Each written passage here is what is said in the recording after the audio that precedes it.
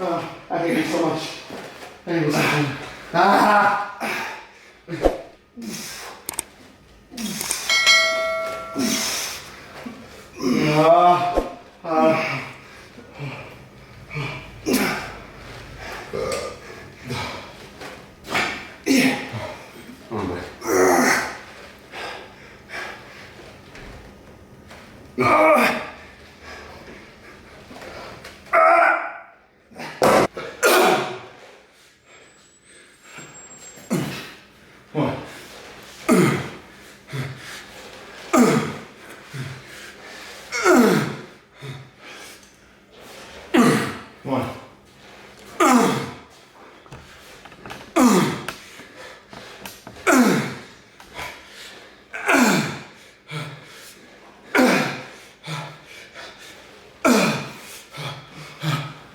Fuck.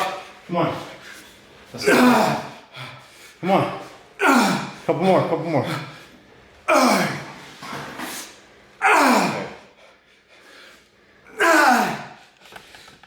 Oh, fuck. Good. That's what I do for my friends when they work out legs, and I give them a stool to sit on after the workout. So as you can see, my shirt is drenched. Okay, his shirt's drenched. You can probably wring it out right now. We just did legs. Barbell squats, leg extensions, lunges on the belted squat. We did some sissy squats, and we did some hamstring curls. And we got that all done within about 45 minutes, okay? That's all it takes. It doesn't take 2 hours in the gym necessarily. If, in my personal opinion, and from my experience over the last 18 years, if you are able to work out legs for 2 hours, I think that it's because your intensity level just sucks and it's not where it needs to be. Because if your intensity level is where it needs to be, there's no way that you could train legs for 2 hours in the gym. Not with that intensity. Not the right intensity. So you gotta pick and find what works for you. It's gonna be either a lot of volume and lower intensity, or higher intensity and less volume. But it's very rare that you could do both. It's not very common. I'm sure there's some genetic freaks who can do both, but they're not common. You don't hear too much of them. Not at all. So we always take as you noticed, the last set on every exercise, we pretty much take it to failure. And we start out very light, warm-up set. It's not supposed to be strenuous. If you're new to working out, you might say to yourself, oh, I could start my first set heavy. It's fine, it feels fine. Just wait, keep doing it. It's gonna bite you in the ass. Okay, start out light. Over the years, we've learned to train smarter, not harder, okay? We've had, through trial and error, we've had a lot of injuries, and we've had to overcome injuries.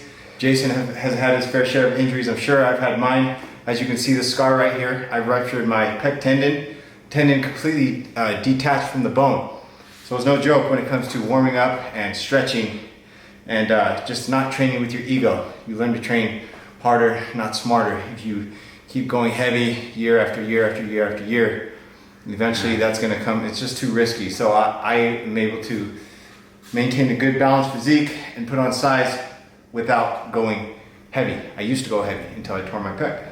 Well, I mean, what I want to add to this, as experienced as me and Jeremy both are, when you decide to take your ego, take your whatever it is that you think about yourself, and you decide to challenge yourself and work with someone else that might be equal or above par or greater than you, you never know the type of chemistry it's going to form. If you guys saw the workout, I let Jeremy run this one. I came to his office.